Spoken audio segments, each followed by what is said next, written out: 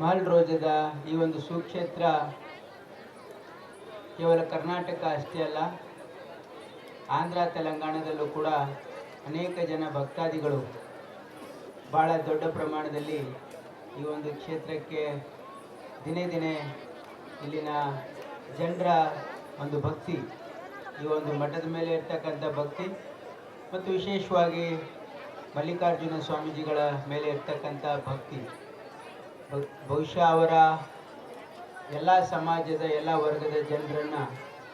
ಅಪ್ಪಿಕೊಳ್ತಕ್ಕಂಥ ಪ್ರೀತಿಸ್ತಕ್ಕಂಥ ಅವರ ಭಾವ ಇವತ್ತು ಜನಸಾಗರವನ್ನೇ ಇಲ್ಲಿ ಹರಿದು ಬರ್ತಾ ಇದೆ ಅಂತಕ್ಕಂಥ ಒಂದು ಭಾವನೆಯಿಂದ ಮತ್ತು ಪ್ರತಿ ವರ್ಷ ಇಲ್ಲಿ ಒಂದು ಜಾತ್ರಾ ಮಹೋತ್ಸವದ ಜೊತೆಗೆ ಸಾಮೂಹಿಕ ವಿವಾಹ ಮತ್ತು ಎತ್ತಿನ ಸಂತೆಯನ್ನು ಮಾಡ್ತಕ್ಕಂಥ ಒಂದು ಪರಿಪಾಟಿ ಇವತ್ತು ಈ ಮಠದ ವಿಶೇಷವಾಗಿ ಮಲ್ಲಿಕಾರ್ಜುನ ಸ್ವಾಮೀಜಿಯವರು ಮತ್ತು ಪರಶುರಾಮ ಸ್ವಾಮೀಜಿಯವರು ಹಮ್ಮಿಕೊಂಡಿದ್ದಾರೆ. ಹಾಗಾಗಿ ನಾವೆಲ್ಲರೂ ಕೂಡ ಈ ಒಂದು ಮಠದ ಬೆಳವಣಿಗೆ ಮತ್ತು ಇಲ್ಲಿರ್ತಕ್ಕಂಥ ಶ್ರೀಗಳ ಆಶೀರ್ವಾದ ಕೃಪೆ ಈ ಭಾಗದಲ್ಲಿ ಎಲ್ಲರ ಮೇಲೆ ಇರಲಿ ಮತ್ತು ವಿಶೇಷವಾಗಿ ಈ ಮಠ ಮಾನ್ಯಗಳ ಕೊಡುಗೆ ಭಾಳ ಅಪಾರವಾಗಿದೆ ನಮ್ಮ ಸಮಾಜದಲ್ಲಿ.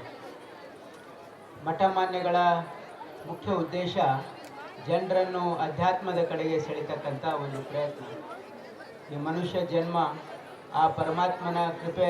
ಪಡೀಲಿಕ್ಕೆ ಬಂದಿರತಕ್ಕಂಥದ್ದು ಅಂತಕ್ಕಂಥ ಭಾವವನ್ನು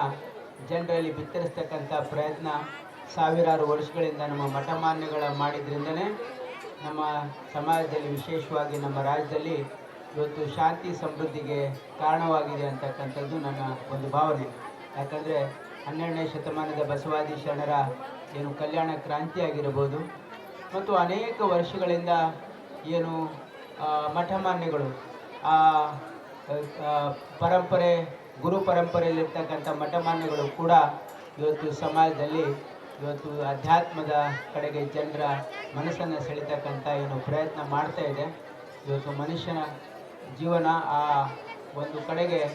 ಸೆಳೆದಿದ್ದರಿಂದನೇ ಮನುಷ್ಯ ಸುಖ ಶಾಂತಿ ಸಮೃದ್ಧಿಯಿಂದ ಬಾಳಲಿಕ್ಕೆ ಸಾಧ್ಯ ಇದೆ ಅಂತಕ್ಕಂಥ ಒಂದು ಭಾವನೆ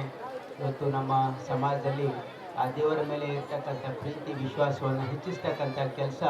ಇವತ್ತು ಮಠ ಮಾನ್ಯಗಳು ಮಾಡಿದ್ರಿಂದ ಈ ಮಠ ಮಾನ್ಯಗಳನ್ನು ರಕ್ಷಣೆ ಮಾಡ್ತಕ್ಕಂಥದ್ದು ಬೆಳೆಸ್ತಕ್ಕಂಥದ್ದು ಕೂಡ ನಮ್ಮ ಕರ್ತವ್ಯ ಅಂತಕ್ಕಂಥ ಮಾತನ್ನು ಹೇಳಿ ತಮ್ಮೆಲ್ಲರಿಗೂ ವಂದಿಸಿ ಮಾತನಾಡಿ.